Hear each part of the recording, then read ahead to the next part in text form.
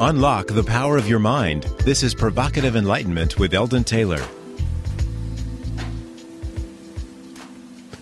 Welcome to another hour dedicated to inquiry, reflection, questions, possibilities, philosophical conundrums, and a whole lot more, all in our effort to understand exactly what enlightenment means and what it is to be enlightened. Indeed, an hour dedicated to learning something more about ourselves. An hour designed to help us go further inward and perhaps challenge some of those old, encrusted ideas about the world we live in and the people we have become. During this hour, we will go wherever mind or consciousness might take us, all the while aware and questioning the nature of being human, of our role in the universe, of logic and reason, of science and superstition, of biases and assumptions, and more. For this is an hour focused on the real philosophy behind the meaning of our very existence, our values, and how we derive the beliefs we live by. It's an hour where we admit that our foregone conclusions could all be wrong, and in that way truly open ourselves up to the possibility of a new kind of understanding that in some way, somehow, may indeed lead to that elusive state known as enlightenment. Enlightenment.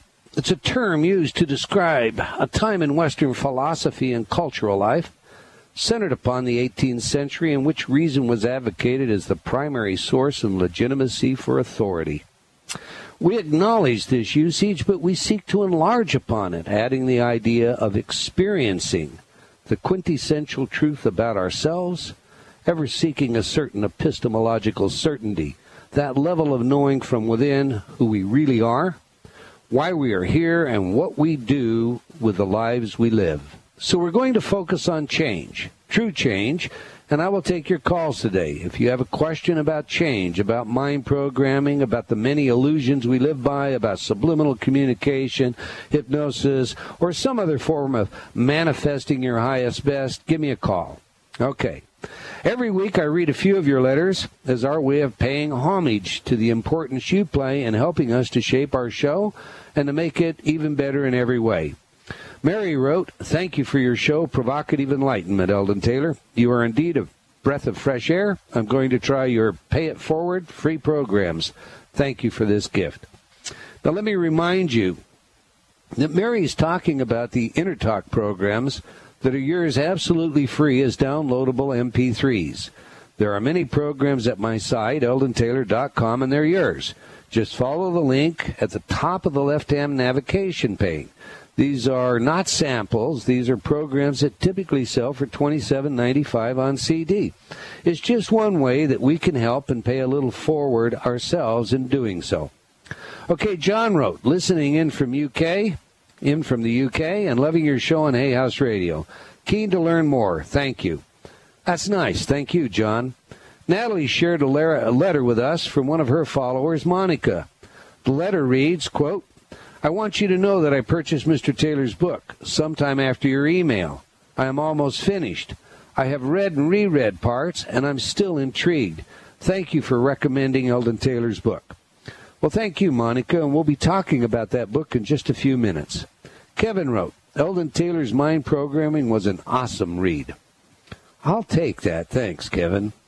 Will wrote, "I have your new Mind Programming book. It's great to be able to take back our power. Thank you for your God-given work, Eldon, and may God and his angels bless you always." Wow, I'm pleased. I'm blessed just reading your feedback, Will. Thank you. Tamara wrote, "I love your radio show on Hay House." Now, that's very nice. Definitely pithy. Thank you, Tamara. Linda wrote, "Your program saved my life. I've been using them long before the law of attraction height became popular, so the magic they produced scared me. Phew, there was a name for it. My life turned around 360. InnerTalk is amazing technology, and I recommend it to everyone I know." Wow. Thank you for sharing that, Linda. Kristen wrote, "I enjoy listening to your shows on Hay House Radio. I like your avant-garde pioneering style." Well, thank you, Kristen. We do try to bring you an interesting hour every week.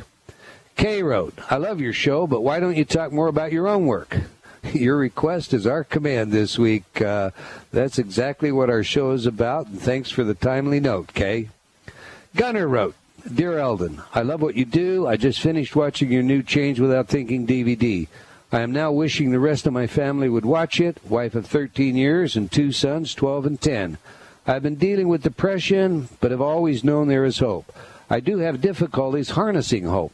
However, since reading Choices and Illusions and Mind Programming, I have become even more hopeful that I can shake this depression with the right mind programming. Thank you in advance for caring and reading a snapshot of my story. Thank you, Gunnar, for sharing. And let's rephrase how you said something. Instead of, I have difficulties harnessing hope, let's put it this way and create some new space. Up until now, I have had difficulties harnessing hope. You will succeed, Gunnar, know that. And remember, we're all here to help. Now, I do love reading your letters, so please drop a note either by leaving your comments at my website, eldontaylor.com, or by joining me on Facebook. Now to today's show. Change, real change, an internal fundamental shift that is the result of a conscious decision to experience a higher quality of life. This is the change that we want to speak about today. The purpose behind 2 of my books, Mind Programming and Choices and Illusions, and for that matter, my new 3 DVD set, Change Without Thinking, is to illustrate just how much of who we think we are that has actually been chosen by someone else, almost like a Hollywood script for us to play. Those making the choices do not always have our best interest in mind. In fact, they usually don't. The result is we all too easily become inauthentic, and then find ourselves unsatisfied, depressed, bored, feeling empty, and worse yet, hopeless. The one-liners proliferate, and soon we find our self-talk feeding us back negative information. But we don't even always recognize it for what it is. So from the TGYFs to the bumper sticker stating slogans like, I don't get even, I get evener, it becomes all too easy to become so lost that all that remains is a special state of wakeful sleep. Walking. Wakeful sleep walking. I like that. Or some form of dark, gloomy despair. Years ago, I read R.D. Laing. Laing's book, Laing, by the way, is a very famous British psychologist, psychiatrist. Laing's book, The Politics of Experience, became one of those books that I've referred to again and again throughout my life. Laing observed and defined this issue of the inauthentic self when he wrote, the condition of alienation, of being asleep, of being unconscious, of being out of one's mind, is the condition of the normal man. Society highly values its normal man. It educates children to lose themselves and to become absurd and thus to be normal. Normal men have killed perhaps 100 million of their fellow men in the last 50 years. We are not able to think adequately about the behavior that is at the annihilating edge. But what we think is less than what we know. What we know is less than what we love. What we love is so much less than what there is. And to that precise extent, we are so much less than what we are. Everything about our enculturation, from our education to our entertainment, has created limited choices. We just fail to recognize that. Indeed, just the other day I read something written by Sidney Webb, founder of the Fabian Society. The Fabian Society is an intellectual socialist movement whose purpose is to advance the principles of social democracy via gradualist and reformist means. Webb puts those means this way, quote, to play those millions of minds, to watch them slowly respond to an unseen stimulus, to guide their aspirations without their knowledge. All this, whether in high capacities or in humble, is a big and endless game of chess of ever extraordinary excitement. Now, the most disturbing thing about these kind of comments to me is the fact that they are not uncommon in some circles. They, and I'll put they in quotation marks, know what's best for us. In fact, the old scientific marketing techniques inspired by Freud's nephew, Edward Bernays, author of Propaganda, are now known more inclusively as simply neuromarketing. And this technology is currently deployed with one purpose in mind: to own your thinking. It seems that everyone wants to author or own some piece of our minds, and to them, it is a game, an extraordinary game full of excitement. In another book by Lang, this one titled Knots, K-N-O-T-S, Lang says this: they are playing a game. They are playing at not playing a game. If I show them that I see they are, I shall break the rules and they will punish me. I must play their game of not seeing I see the game. Nowadays, there are plenty of games to go around. But if I want to play, I must play. Well, as Lang says, I must play without letting them know that I know they are playing a game. All right, I know what I think about all of this, for I've researched it for more than 25 years. I wanted to know why people do what they do. That said, we want your thoughts, questions, and feedback, and you can make that happen by calling our toll-free number, 1-866-254-1579.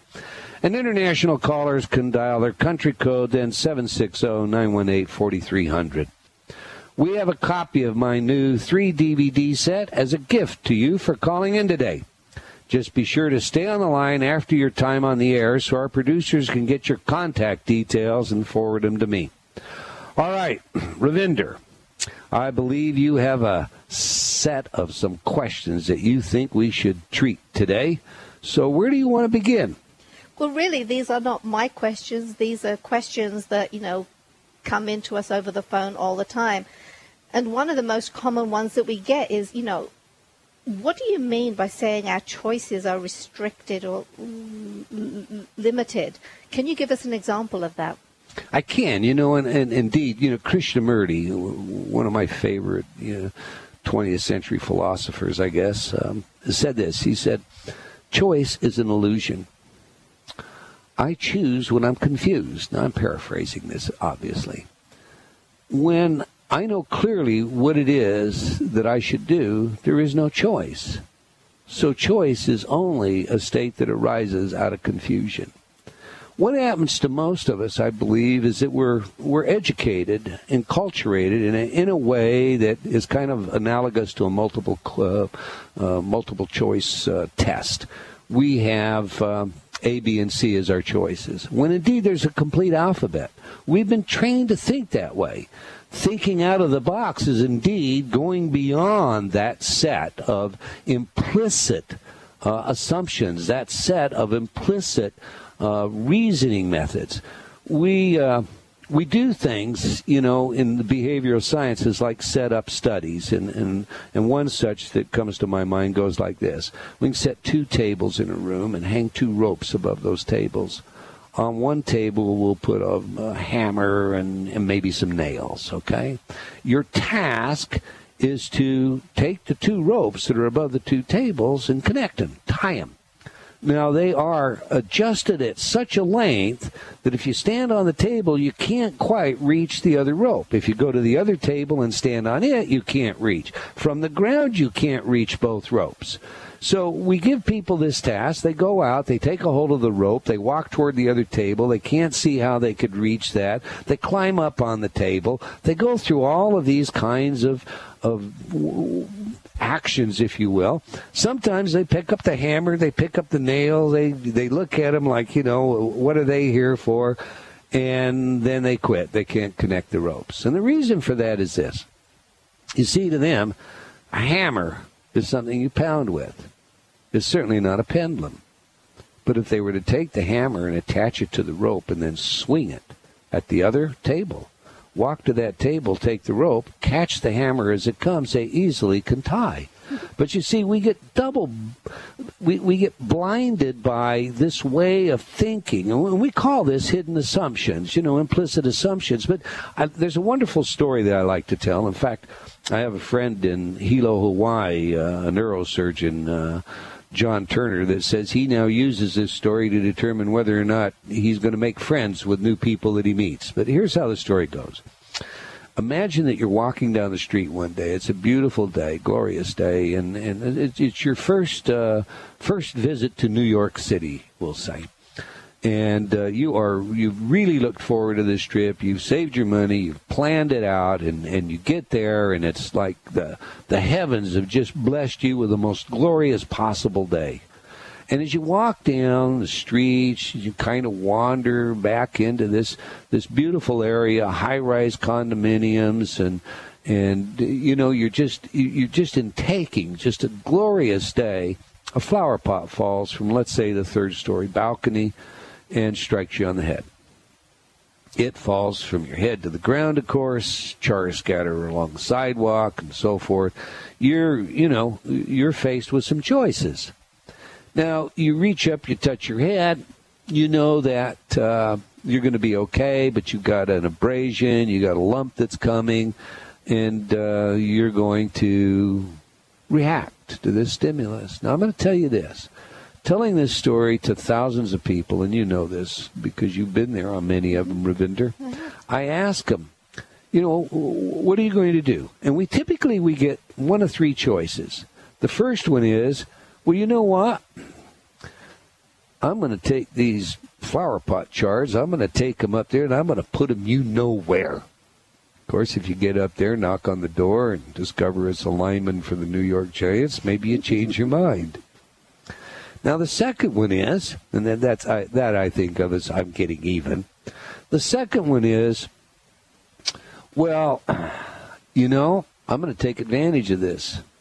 This sucker set that flower pot too close to the edge. I'm going to sue him. Definitely this could do some real damage. Maybe I've got whiplash. This has got to be a fat cat living in that high-rise apartment, up there, that condo. This is an expensive condo. Now, I happen to be talking to a talk show host. It's a couple of years ago now in Detroit. And he said to me, as I told this story, he says, I'm going to do both, 1 and 2. Okay. Now, the third choice that everybody thinks of is, I'm not going to let this ruin my day. I'm going to be metaphysical about it all. It's a glorious day. It happened, I'm just going to get on and enjoy the rest of my day. After all, maybe the blow to my head excited some new neurons, and I'm going to have a special state of enlightenment, okay? I think of that as denial. Okay? I'm just going to... Now, those are the three choices. And again, with thousands of people, when I'm asked them, what else would you do? Those are the three they get stuck with. Now, if you had a manual in life, and that manual was designed for you to optimize your experience in life, and I think of it as the 3 H's, everything that I decide I'm going to choose to do, it's going to promote healthy, happy, helpful outcomes. Okay? So if I were to apply that criteria right now, I'd think, well, you know what I'm going to do? I'm going to pick up this flower. I'm going to take it to the florist. I'm going to have it repotted. And, I'm either going to take it home. No, you know what I'm going to do? I'm going to take it back. I'm going to knock on the door, and I'm going to tell the owner, here's your flower. It fell from your balcony. Broke all over the sidewalk down there. It hit me on the head, but there was no reason for the flower to die. I wanted to return it to you as a gift of love. Now, can you imagine the look on the person's face? They'd be so confused.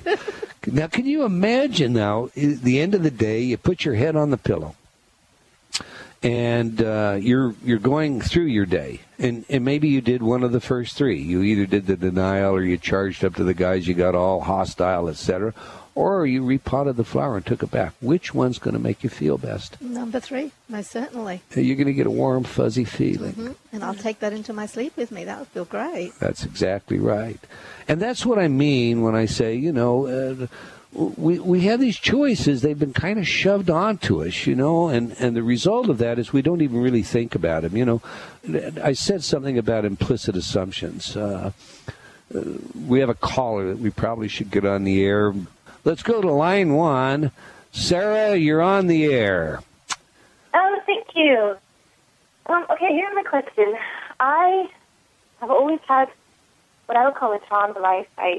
Every choice I make just seems to work out. And, if I got pregnant with my daughter, I was working for myself, then I found a job 20 hours a week, full benefits, health insurance, everything just always worked. Until this last couple of years, and it just seems like this last couple of years have been really, really difficult, and I feel like I've untethered from my deep connection with the whole. And I mean, it's not like everything turns out terrible, but it just seems like there's so much change all the time, and it's really gotten me down, actually. And I've gone from having a total faith in myself and in the world and in the flow to feeling like, I don't know, like I've done something wrong, or I don't know. It's really, really strange. So I thought maybe you could help me. Well, now I'm not a psychic. So what I'm going to say to you is that we all go through cycles in our life. And, what I would be suggesting that you do is you look back to that point where the magic seemed to disappear. And you ask yourself, all right, what change took place? What was going on? How old are you? I'm 45.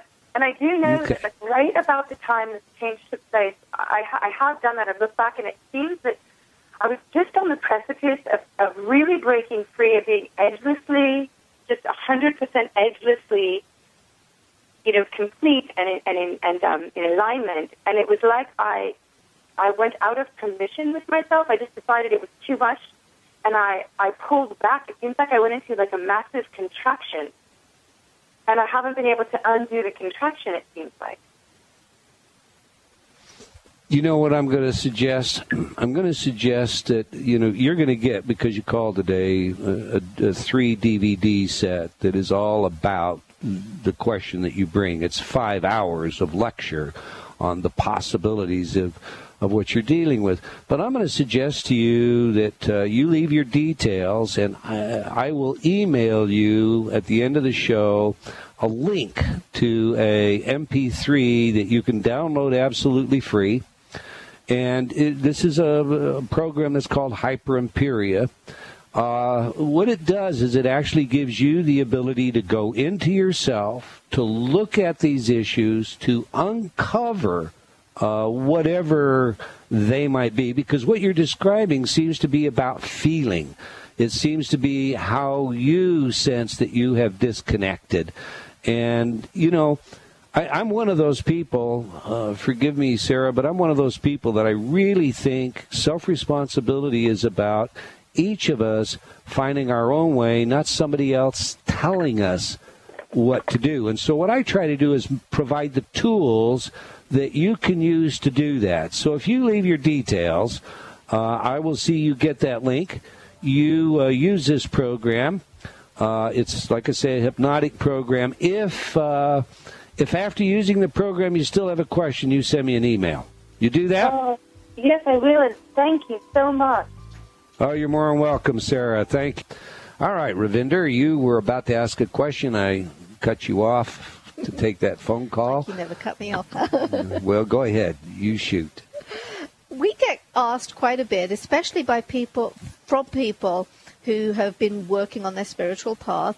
They say that the first half of mind programming is very dark, so they don't think it's for them.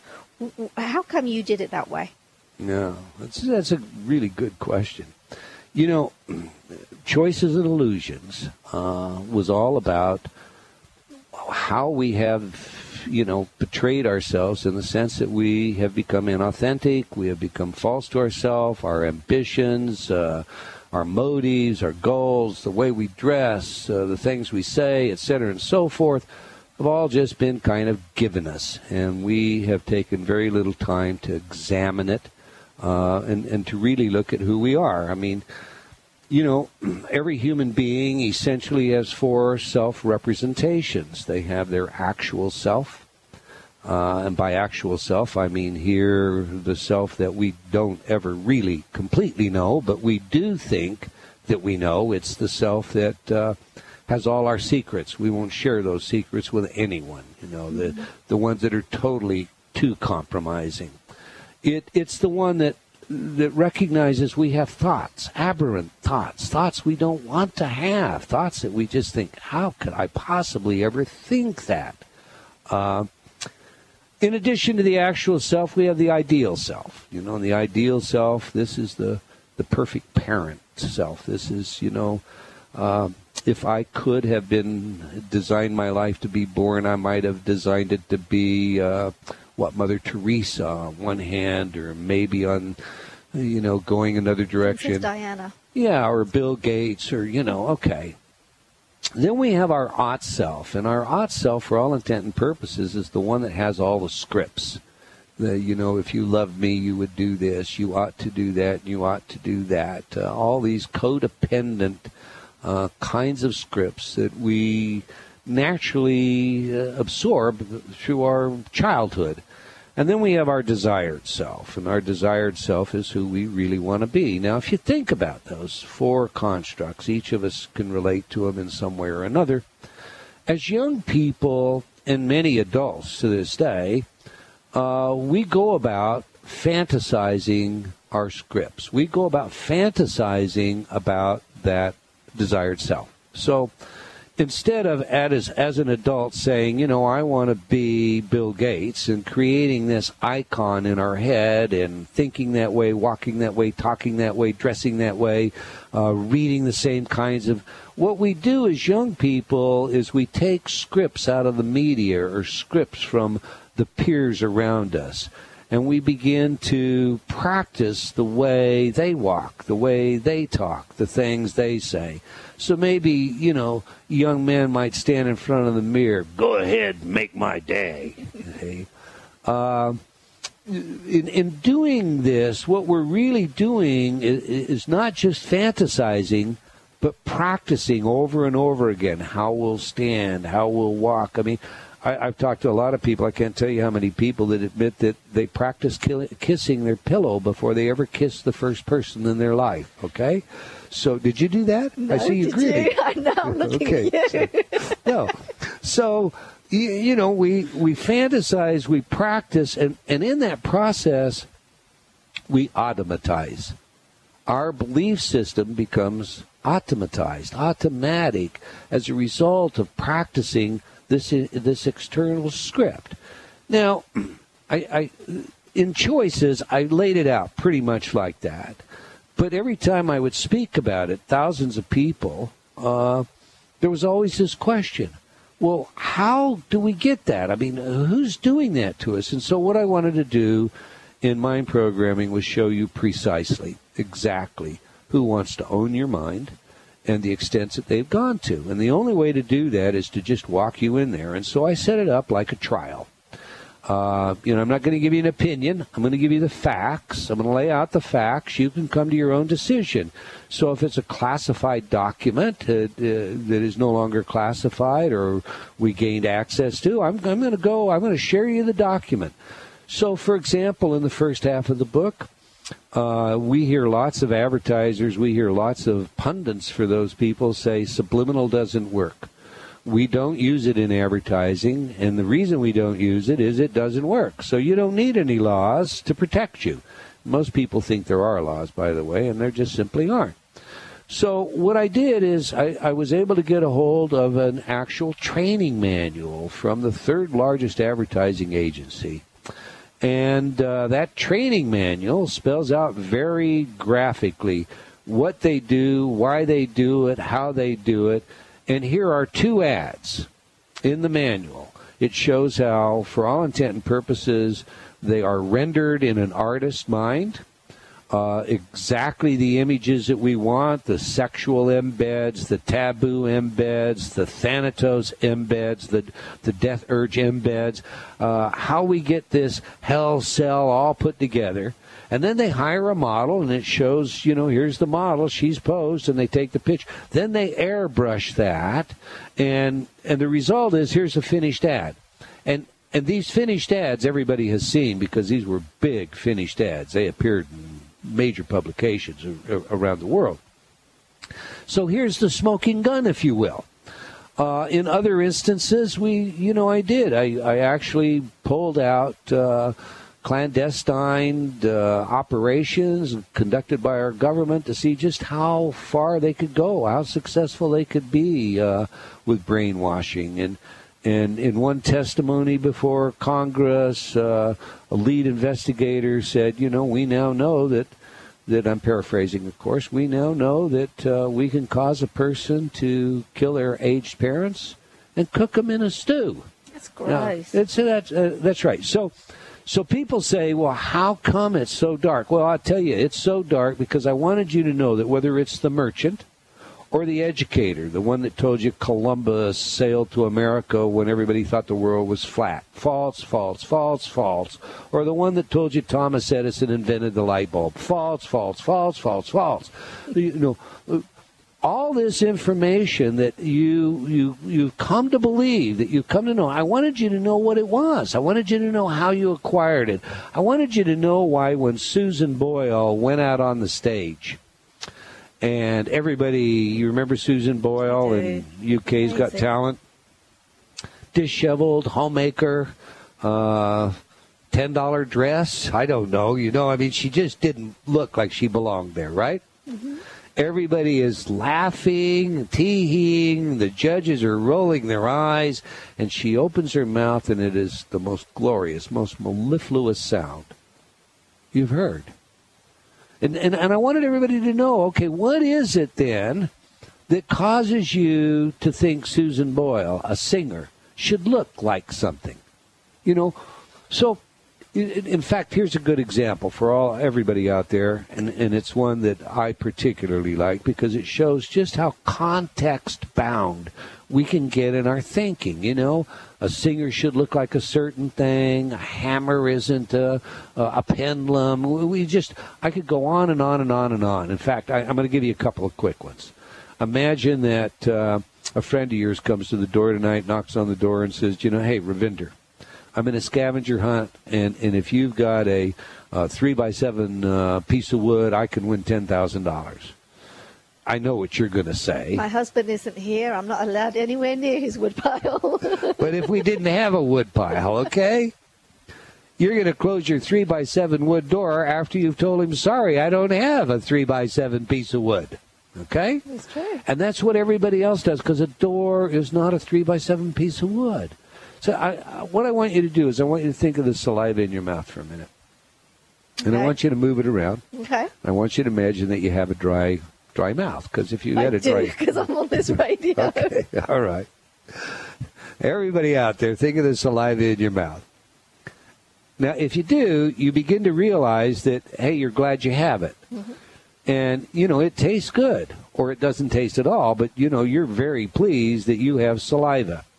Now, I want you to imagine that you have just a little clear shot glass, you know, whiskey shot glass. And what you're going to do is you're going to spit some of that saliva into that glass, okay? You're going to look at it, and now I want you to knock it right back. You must be joking. But it was, I mean, it just left your mouth. That's gross. So why can't you drink it back? Because it might go throw up. Okay. And that's the response that everybody has, and that's how we get so context-bound. So by making the first half of the book, the first 50,000 words, because this is really two books in one, you know, complete, when you come out the other side of it, you have the power to know how, what, where, when, so that with that knowledge, you can reverse that process. And then in the second half of the book, I give you a number of tools and technologies that you can use that don't cost you a dime. To rewrite, to change all of these old patterns, and to have these uncoverings within yourself, and to be able to, for all intent and purposes, become authentic. I mean, one of my favorite questions, Rav, is, you know, comes down to this. I ask audiences today, when did you have your last truly original thought? You know, we think about the car we want to own. We think about how we want to decorate a home. We think about the clothes that we wear. We all the things that we think about. Where do they come from? These are choices consistent with what we talked about in the first half of the show. These are the ABC choices, the multiple choices. Multiple choice selections that are being given to us, and we're being really, you know, cooperative and saying, yeah, okay, well, I'll choose between plum, red, or blue because that's all they have, you see, without looking beyond that. Does that make sense to you? It does. All right, shall we take a call? Or I have got two questions kind of related, so I'd like to ask both of them simultaneously. With all these ads everywhere, what can we do to protect ourselves from them? And then Janet says, will Eldon be discussing his subliminal recordings and the kinds of results that people get when they work with them?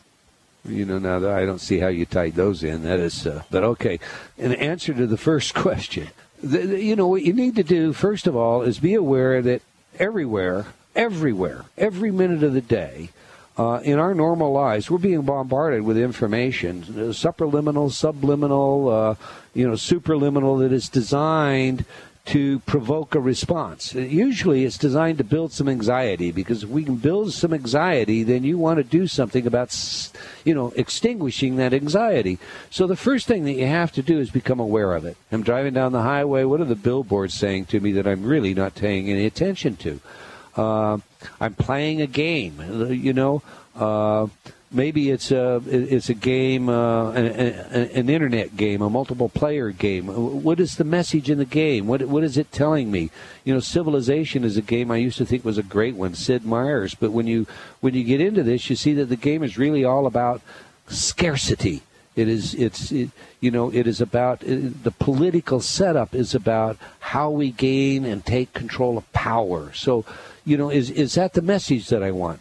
When I watch television and I get sickness commercials, the Gombu's going to come to town and you're going to get it. I mean, people don't realize this, but the hard research has shown us since the 50s that if you sit in front of television within 3 minutes as an adult, the average adult will go into what we call alpha consciousness. Now, alpha consciousness is, it's a brainwave state. It's a slowed brainwave state we think of between 8 and 14 cycles per second. I've testified in courts of law as an expert on hypnosis, and alpha is a state we associate with hypnosis. It is a state that, as an expert, I would call a state of hypersuggestibility, period. Now, in this state of hypersuggestibility, imagine that you went to a hypnotherapist and the hypnotherapist hypnotized you, and then they said to you, now you're going to get sick, but when you get sick, you come back here and I will cure you. We would think of that as just being totally irresponsible. I mean, hopefully licenses and other things would be revoked. Yeah. But when you sit down in front of television and you get this Gombu commercial, the Gombu's coming to town, and you're in that same hypersuggestible state, the fact of the matter is you are probably accepting that suggestion. And not just buying the product to satisfy the problem when you get the illness, but getting the illness as a result of the commercial. So you can enjoy the relief that you get from it. Years ago, I wrote about this. I called it Selling Sickness. But, since then, we have had a couple of pretty good examples. The one that comes to my mind right now is about restless leg syndrome. If you remember, there was a major commercial that hit the airwaves 3 years ago now, almost 4 years ago now, that aired everywhere, and it was all about restless leg syndrome. All of a sudden, if you look at the AMA data on this, there's a synovial function.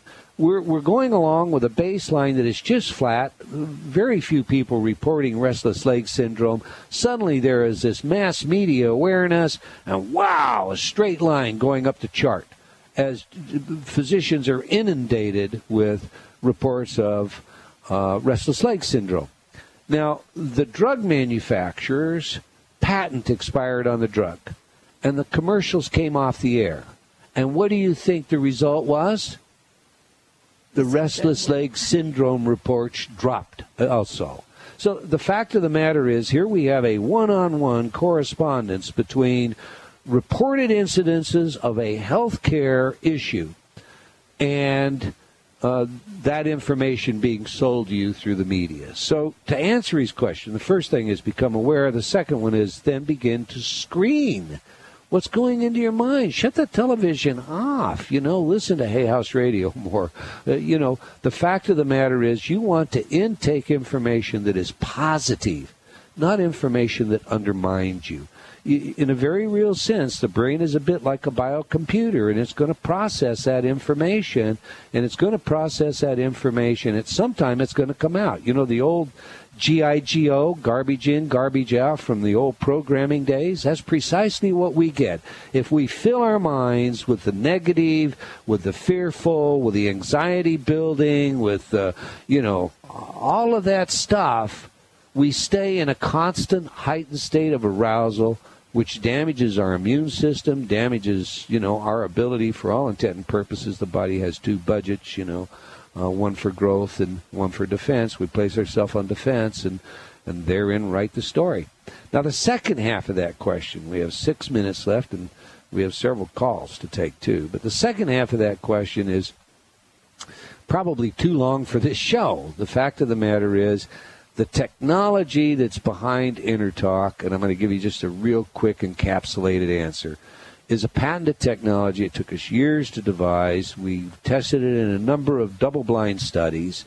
In fact, those double-blind studies have been conducted by independent researchers at leading universities like Stanford, or for that matter by governments like the government of Mexico and the government of Germany, and in multiple modalities demonstrated to be effective. It is really a form of dichotic information processing, dichotic masking. It's not subliminal in the sense that it's buried information, but, information processing without awareness and dichotic masking and all those kinds of terms aren't too consumer friendly. So we just call it, I think of it as InnerTalk. What it does is prime the way you talk to yourself. You can go to InnerTalk.com and read thousands of testimonials on this product. We have a number of different programs to treat a number of different, or deal with a number of different kinds of issues. And the bottom line is, I'm going to be biased, quite obviously. I've spent, nearly 30 years in this work. And so I encourage you to look at the independent research. I encourage everybody to look at the studies. But whether it was a case of cancer, which we have a good oncology study, and that, by the way, is a free program, and we have a whole lot of free programs. Everybody out there should just go to, like I say, EldonTaylor.com and click on the free programs in the left-hand navigation pane and follow those, because they're downloadables. Or you can get the CDs by paying the shipping and the handling of it. But if you can download them, and Internet users can do that, then just download them. Okay. Quickly, we have 3 phone calls, and we have 4 minutes. Let's get to phone call, okay? All right. Let's see. Line 2. D, you're on the air. Hi. Hello, D. Yes, hi. Hi, how are you? Good. How you doing, Eldon? I'm doing great. What can we do for you today? Yes. I've been listening to your program, and I guess one of my questions was about, when you are on a spiritual path and you're about to go to the next level spiritually, and you kind of leaving the past behind but not forgetting it, and then you're also trying to be in the moment, in the present, so that you can hear from God and your angels and just be present in the moment, but also you're looking towards the future because you feel and know that's about to happen. So there's excitement, there's a fear, there's certainty, but also there's uncertainty involved as well. Well, that's not really a question, but I'll tell you what it is. It sounds very exciting to me, and when that kind of thing occurs in your life, I like to just say thank you, thank you, thank you, and allow with great patience for those things to happen. There's a marvelous Sufi story, the Book of the Books, that talks about knowing the difference between the container and the contents. And sometimes we get so focused on being excited about what we're going to get or what's going to come to us that we actually hold it away.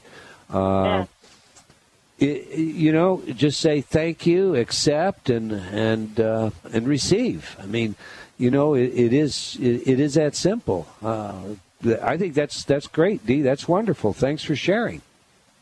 Well, one of my other questions, I know you don't see it as a question, but one of the questions is as you mentioned, I sort of refer to as like looking behind the senses, because you're talking about how we're trained to just believe what's put in front of us or told, and part of it is kind of like looking behind the senses, always questioning. Look behind the senses, or look behind what's being told to you or shown to you.